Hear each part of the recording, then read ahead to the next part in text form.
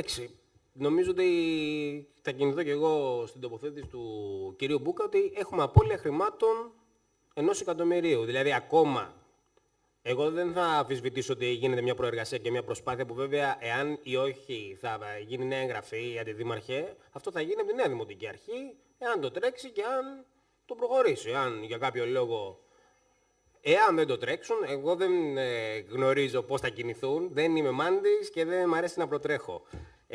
Αλλά επαφίεται σε αυτούς, πρώτον. Δεύτερον, όπως ακριβώς είπε και ο κύριος Μπούκας, ακόμα και να κάνουμε ένα εγγραφή, αν όλα πάνε καλά, σημαίνει ότι από κάποιο άλλο πρόγραμμα που θα μπορούσαμε να αντλήσουμε 1.000.000 και να το αξιοποιήσουμε για τις ανάγκες του Δήμου, θα το ρίξουμε εκεί για να ολοκληρώσουμε το έργο. Άρα έχουμε μια απώλεια 1.000.000.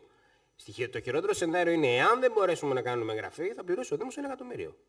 Είναι μεγάλη ήττα του συγκεκριμένου έργου και, όπως είπε, έχετε πολύ μεγάλη ευθύνη πολιτική για το πώς εξελίχθηκε και το τι ακριβώς έγινε ότι έληξε το συγκεκριμένο έργο.